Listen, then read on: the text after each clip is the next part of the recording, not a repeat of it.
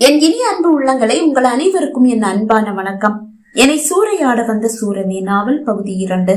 வாங்க தொடர்ந்து கதையை கேட்கலாம்.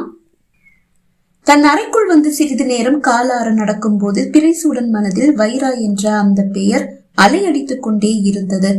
வைரா, ஆம், கல்லூரியில் எவரும் கவராத அவன் மனதை கவர்ந்த அழகோவியம். கல்லூரியில் படிக்கும் போதே பிறைசூடனுக்கு முரட்டு குணம்தான். அவனது கம்பீரமும் முரட்டு குணமும் இணைந்து அவனை ஒரு மாவீரனாக காட்ட அவன் பின்னால் சுற்றாத பெண்களை கல்லூரியில் இல்லை என்ற அளவுக்கு வந்துவிட்டது.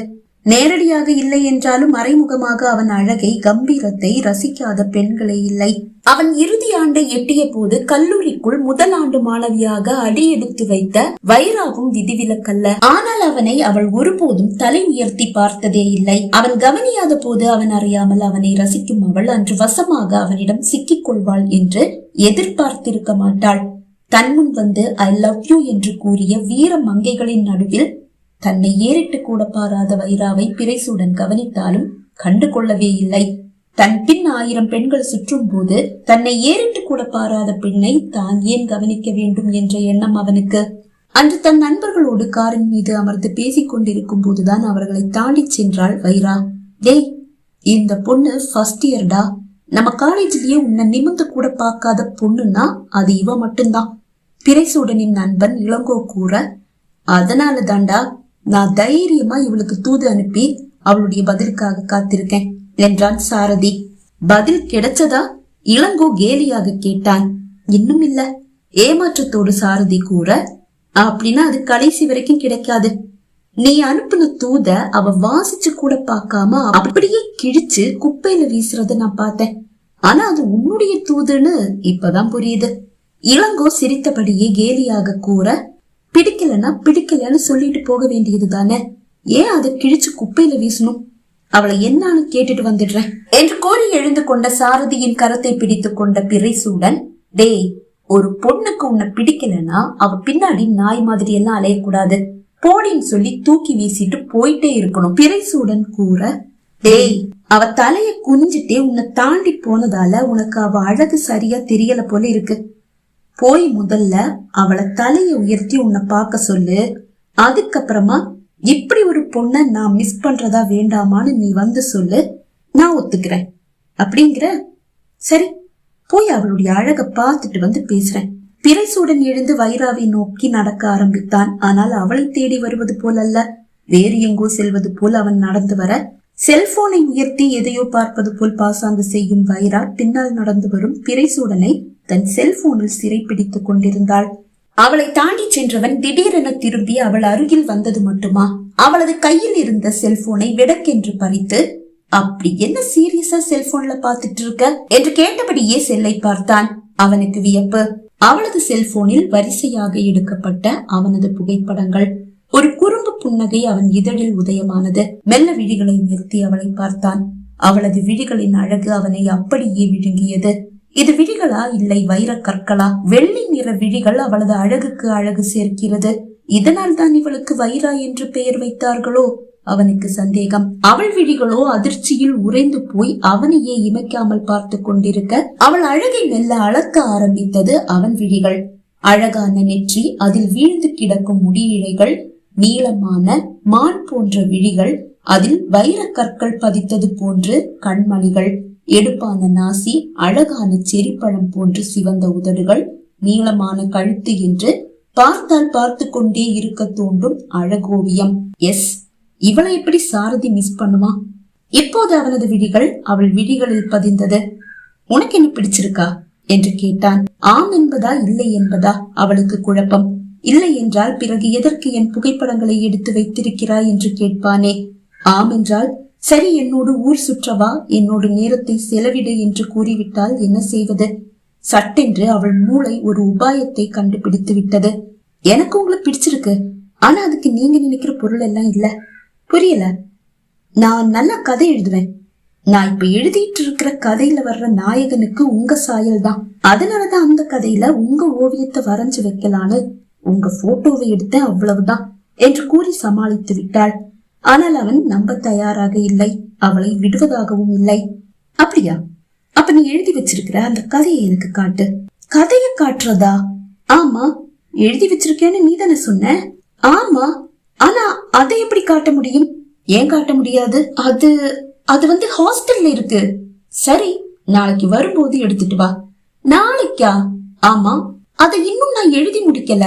எழுதின வரைக்கும் எடுத்துட்டு வந்து காட்டு என்றவன் செல்லை அவளிடம் கொடுக்க அதை வாங்கி கொண்டவள் தப்பித்தோம் பிழைத்தோம் என்று ஒரே ஓட்டமாக ஓடிவிட்டாள். திரும்பி வந்த பிறைசூடனை அவனது நண்பர்களின் விழிகள் ஆவலாய் பார்த்து கொண்டிருந்தது. என்னடா, அவ அழக பாத்தியா? சாரதி தான் கேட்டான். சூப்பரா இருக்கா. ஆனா அவ ஏன் போட்டோவை அவளுடைய செல்போன்ல எடுத்து வச்சிருக்கா. அதை கேட்டு நண்பர்களுக்கு வியப்பு. உண்மையாவா? அவ உண்மை இல்லடா, காலேஜ்ல இருக்கிற எந்த பசங்களையும் ஏறிட்டு கூட பார்க்க மாட்டா. ஆனா உன் போட்டோவை எப்படி? சாரதி தான் கேட்டான். செல்ஃபி எடுக்கிற மாதிரி கேமராவை திருப்பி வச்சுக்கிட்டு அவ பின்னாடி நடந்து போயிட்டு இருந்த என் போட்டோ நிறைய எடுத்து வச்சிருக்கா. சரி, அதை பத்தி கேட்கலையா? இளங்கோ கேட்டான். கேட்டேன். என்ன சொன்னா? சாரதி கேட்டான். அவள் கூறியதை அப்படியே அவனும் கூற, இதெல்லாம் நம்புற மாதிரியா இருக்கு என்றான் இளங்கோ. ஏன் நம்ப கூடாது? அவ சொன்னது உண்மையா இருக்கலாம். அவ கதை எழுதுறவளா கூட இருக்கலாமே. டேய், நீ ஏன்டா இப்படி முட்டிக்கிட்டு வர? அதுதான் நாளைக்கு தெரிஞ்சிட போதில்ல, அது வரைக்கும் அமைதியா இரு இளங்கோ கூற. இல்லடா, அவ கண்டிப்பா பிறைசூடனை காதலிக்க மாட்டா. உன்னை காதலிக்கிறான்னு நினைக்கிறியா? என்னையும் காதலிக்கல, அதுதான் நீ சொன்னிய நான் அனுப்புன தூத அப்படியே கிழிச்சு குப்பையில தள்ளிட்டான்னு. அப்புறம் எங்க காதலிக்கிறது? அப்புறம் என்ன பொறாமையா? பொறாமையா? எனக்கு எதுக்குடா பொறாம? இந்த காலேஜ்ல இருக்கிற முக்காவாசி பொண்ணுங்களும் இவன் பின்னாடிதான் சுத்துறாளுங்க. அப்படி பார்த்தா வயிறு எரிஞ்சு செத்துதான் போகணும். பொறாமையெல்லாம் எதுவும் இல்ல. ஆனாலும் இவன் ஏறிட்டு கூட பார்க்காம தலையை குனிஞ்சிட்டே போறவளும் இவனையே காதலிக்கிறான்னு நினைக்கும் போது ஒரு சின்ன பொறாம தானே. அத அப்படியே வச்சுக்கலாம். நண்பர்கள் சிரித்தனர். மாலை கல்லூரி முடிந்ததும் கிளம்பிவிட்ட வைரா ஒரு பண்டில் A4 ஷீட்டை வாங்கி கொண்டு விடுதிக்கு விரைந்தாள். இன்று வரை தன் மனதில் தீட்டி வைத்திருந்த அந்த அழகான கதையை வேகமாக காகிதத்தில் ஒப்பி எடுக்க ஆரம்பித்தாள். இரவு முழுவதும் உறங்காமல் விடிய விடிய எழுதிய அந்த கதையோடு கல்லூரி வந்தவளை காத்து பிறைசூடனும் அவனது நண்பர்களும் அவனது காரின் மீது அமர்ந்திருக்கிறார்கள். அவர்கள் அருகில் வந்தவள் எழுதி முடித்த கதையை ஃபைலோடு பிறைசூடனிடம் நீட்டினாள். அதை வாங்கி ஒரு காகிதத்தை வெளியே எடுத்து பார்த்தான் பிறைசூடன். அவளது எழுத்துக்கள் அவ்வளவு அழகாகவும் வடிவாகவும் இருக்கவில்லை. ஏதோ வேகமாகவும் அவசரமாகவும் எழுதி முடித்தது போன்று இருக்கிறது. ஆனால் தெளிவாகவும் வாசிக்க ஏதுவாகவும் தான் இருக்கிறது. இது என்ன கையெழுத்தா இல்ல தலையெழுத்தா? கேலி செய்தவனை கோபமாக பார்த்தவள் மனசுக்குள்ள இருக்கிற கதையை காகிதத்துல எழுதும் போது கையுடைய வேகம் தானாவே அதிகமாகும். மனசுல இருக்கிற எழுத்துக்களை அப்படியே அச்சடித்த மாதிரி எல்லாம் எழுத முடியாது.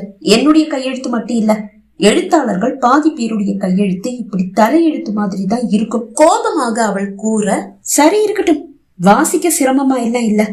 இந்த கதையை வாசிச்சுட்டு நான் உனக்கு திருப்பி கொடுக்கறேன். இல்ல, அத நான் இன்னும் சரியா பினிஷ் பண்ணல. அதுல சின்ன சின்ன பிழைகள் இருக்கு, அதையெல்லாம் திருத்தணும். பரவாயில்ல, இத நான் வாசிச்சுட்டு நாளைக்கு உன்கிட்ட அப்படியே பத்திரமா திருப்பி கொடுத்துடுறேன் என்று தலையசைத்தவளின் மனதில் ஒரு பயம் தலை தூக்கியது. அதில் வரும் காதல் காட்சிகளை அவள் அவ்வளவு அழகாக ரசித்து எழுதியிருக்கிறாள். அதை வாசித்து விட்டு தன்னை தவறாக நினைத்து விடுவானோ? கதைக்கு அழகான காதல் காட்சிகள் தேவைப்படும் போது அதை எழுதுவதுதானே நியாயம். அதையும் தன்னையும் இணைத்து பார்ப்பது முறையாகுமா? இதை அவனிடம் எப்படி சொல்வது? அவர்களை தாண்டி சென்றவள் மெல்ல தயங்கியபடியே தலை திருப்பி பார்த்தாள். அவளையே பார்த்தபடி அமர்ந்திருந்த பிறைசூடன் என்ன என்று கேட்டான். அதுல சில காதல் காட்சிகள் வருது, அது கதைக்கு தேவையானதால எழுதியிருக்கேன். அத வாசிச்சுட்டு நீங்க என்ன தப்பா நினைச்சிட கூடாதுல, அதுதான். இல்ல இல்ல, அப்படியெல்லாம் தப்பா நினைக்க மாட்டேன். இல்ல, நீங்க அந்த கதையை என்கிட்டயே திருப்பி கொடுத்துடுங்க பிளீஸ். அதுதான் வாசிச்சுட்டு நாளைக்கு பத்திரமா கொடுத்துடுவேன்னு சொன்னேன்ல. ஓகே என்று கூறினாலும் தயங்கி தயங்கிதான் அவளது வகுப்பறையை நோக்கி நடந்தாள். டேய், இந்த கதையை நீ வாசிச்சுட்டு எனக்கு கொடு இளங்கோ கூற. அதெல்லாம் முடியாது, அவ என்கிட்ட கொடுத்துட்டு போறதுக்கே அப்படி யோசிக்கிறா. இத நான் உங்ககிட்ட எல்லாம் கொடுத்தேன்னு சொல்லி கேள்விப்பட்டான்னா ரொம்ப வருத்தப்படுவா. அதனால இத உங்க யாருக்கிட்டையும் கொடுக்க முடியாது. நான் வாசிச்சுட்டு சொன்ன மாதிரியே பத்திரமா அவகிட்ட நாளைக்கு திருப்பி கொடுத்துடுவேன். என்னடா, எந்த பொண்ணுகிட்டையும் விழாதவன் இவகிட்ட விழுந்துட்டியா? இளங்கோ குறும்பாக கேட்டான். சேச்ச, அப்படியெல்லாம் எதுவும் இல்ல என்று அவன் கூறினாலும் தான் வீழ்ந்து விட்டோம் என்று அவனுக்கு தெரியும். பகுதி 2 நிறைவடைந்தது. பகுதி 3 உங்களை சந்திக்கும் வரை விடைபெறுகிறேன். நன்றி, வணக்கம்.